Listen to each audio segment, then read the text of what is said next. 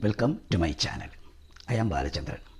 This video contains an episode of the history of English literature, Romantic Age and English poetry. Romantic Age is one of the most notable periods in the history of English literature. It is especially one of the greatest periods in the history of English poetry. The Romantic Age covers a period from 1790 to 1837. It began in the latter half of the reign of George III and ended with the accession of Queen Victoria in 1837. The Romantic Age was an age of revolution, social, economic and revolution in literature. The age saw the triumph of Romanticism in literature and of democracy in government. The Romantic Age was chiefly an age of poetry. The age gave importance to feelings, intuition and flights of fancy. The neoclassical poets favored reason, intellect and order and looked outward to society.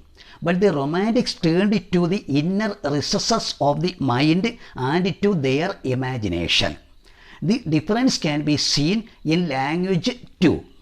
In place of the balance and symmetry of the heroic couplet, the Romantics dealt with the individual experience in language closer to everyday speech. The Romantic movement was a natural revolt against the classical spirit of the 18th century. The signs of rebellion were seen in the poems of James Thomson, William Collins, Thomas Gray, William Blake, Robert Burns and others. But the movement got a definite shape and direction only with the publication of the lyrical ballads by William Wordsworth and Samuel Taylor Coleridge in 1798. The lyrical ballads is a landmark in the history of English literature. It contains many of the best poems of the Romantic Age.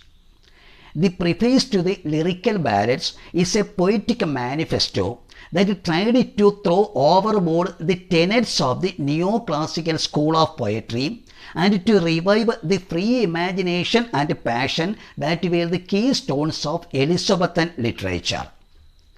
The Romantic movement was a revolt against the neoclassicism of the 18th century and a revival of the romantic spirit of the Elizabethan age.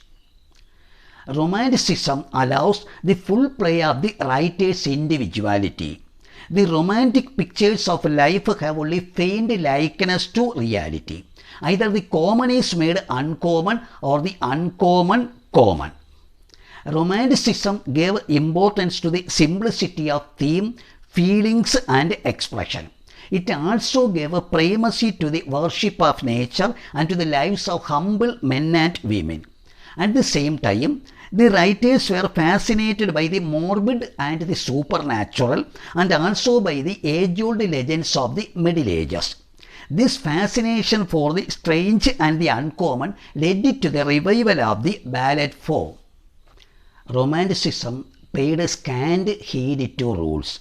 It insisted on spontaneity. It believed that each individual has the right to express his thoughts in his own way.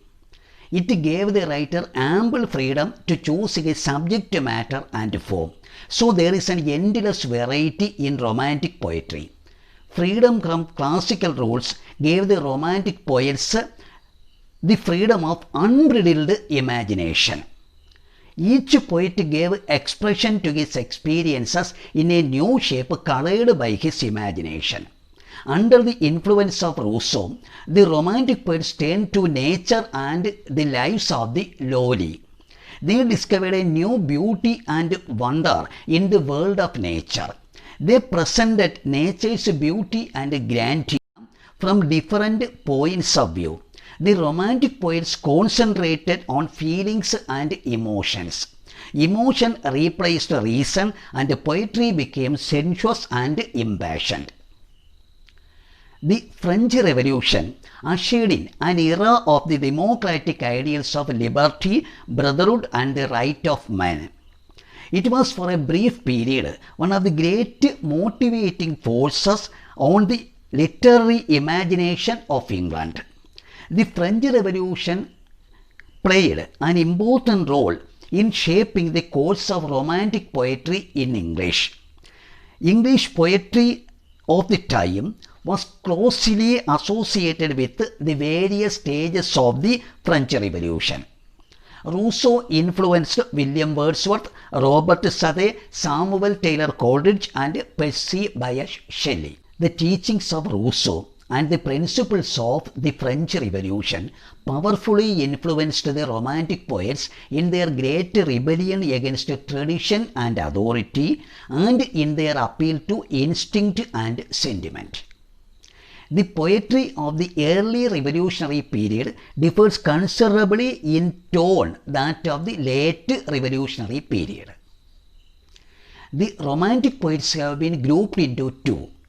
The older group or first generation, consisting of William Wordsworth, Sir Walter Scott, Samuel Taylor Coleridge and Robert Southey. And this younger group or the second generation, comprising George Gordon Byron, Percy Bysshe Shelley and John Keats.